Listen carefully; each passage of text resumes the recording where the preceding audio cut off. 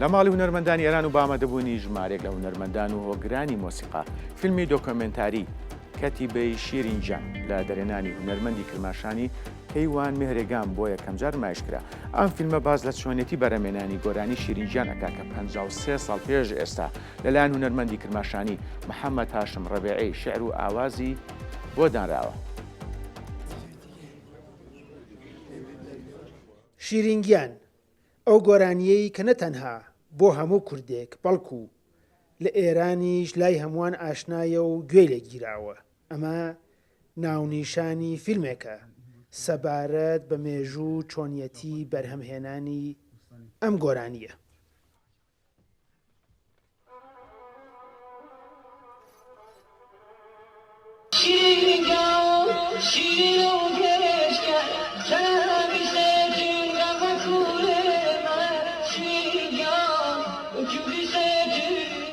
کەیوان مهرەگان دەرهێنەری کوردی خەڵکی کرماشان لە لێکۆڵینەوەیەکدا سەبارەت بە ئوستورەی شیرین و فەرهاد سەرنجی بۆ گۆرانی شیرینگیان ڕائەکێشرێت و ئەمەش وای لێ ئەکات فیلمێک سەبارەت بەم گۆرانیە بەرهەم بهێنێت.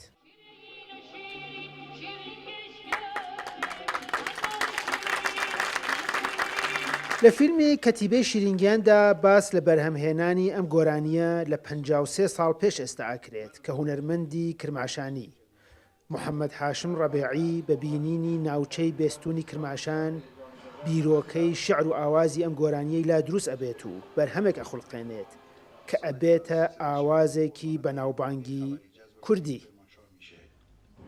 اما در کنار تهیه کنندگی رادیو شروع به ساخت آثاری در حوزه موسیقی میکنه. در سال 1350 تحت تاثیر منظره‌ای با شکوه در کوه بیستون شعر و ترانه شیرینگیان را خلق میکنه.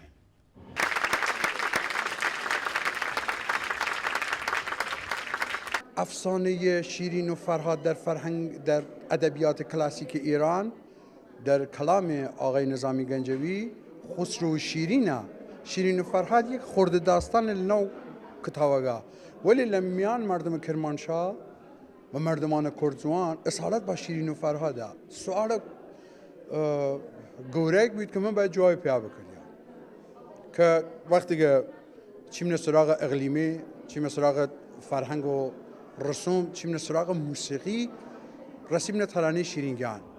وقتی که پژوهش کردیم دیدیم که ترانه شیرینگیان استعداد یه دارید که من و این مسئله بپردازم و جوابگی خواهم پیدا بکنم. لە ساڵانی ڕابردوودا ژمارەیەکی زۆر لە هونەرمەندانی کورد و فارس گۆرانی شیرینگیانیان خوێندووە. هونەرمەندانیش پێیان وایە فیلمی کەتیبەی شیرینگیان هەنگاوێکی گرنگ و نوێیە بۆ باسکردن لە مێژووی بەرهەمێک کە لە بیرەوەری چەندین جیلی دوای لە دوای یەکدا هێشتا بە زیندوی ماوەتەوە و زیاتر لەوەش بووەتە هێمایەکی گرنگی ئوستورەیەکی مێژوویی.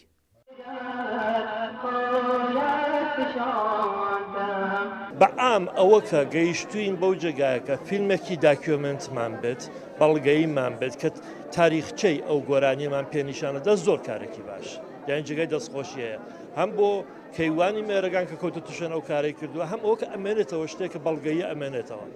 بەڵام ئەوە کە دوای مەسەرەن ئەیتوانی لە شتایکی تر کەڵوە بگرێت جۆرەی تر تمشاکە ئەوانش بەڕاستیەکەی ئەتوانین لەسەری قسە بکەین. بەڵام من لای وەکوینەڵ نیوەی پڕی دیوانەکە نیوەی پڕی پەرداخەکە دەستکەوتەکانی جارە هەر مەبەستن دەستکەوتی ئەوەیە کە ئەم گۆرانیە تا ئێستا هیچ شتێکیمان لێ نازانی ئەلان شتێکی لێ ئەزانین و بنەماکەی ئەزانین چییە.